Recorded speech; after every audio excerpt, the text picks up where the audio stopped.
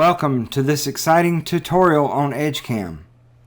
We are confident you will find Edgecam superior to the competition because it is very powerful yet easy to use.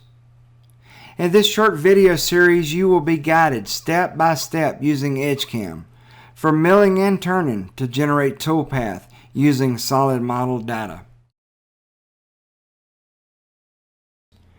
This video will cover the Edgecam Launcher.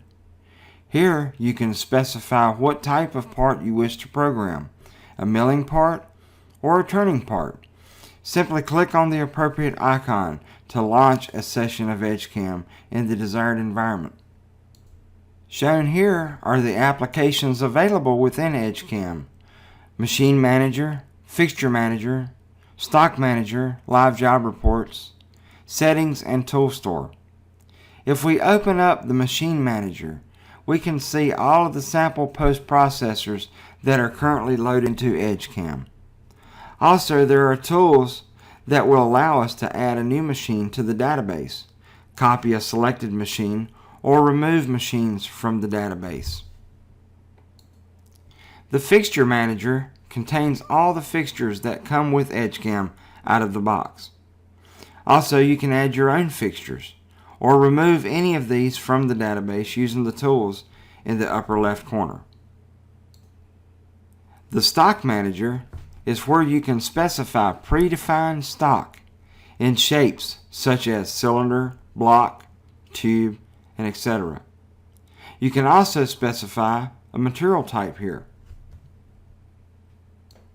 We can scroll through the pages of the launcher to see all of the other applications used in conjunction with Edgecam, such as Part Modeler, Strategy Manager, Editor, Code Wizard, and Comms for sending and receiving programs to the machine.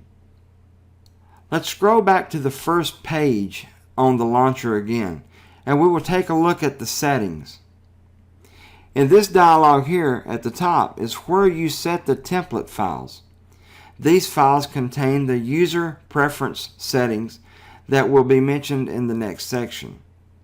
You can customize your settings, such as working in inches or metric, and so on. For the tutorial, we will be working in inches, so let's make sure we have the settings for mil_inch.dft or default and turn_inch.dft. Familiarize yourself with the other settings at the bottom of the dialog for future reference. And last, by clicking on the new milling part or new turning part, you will open up Edgecam in the environment of your choosing. Let's do that now.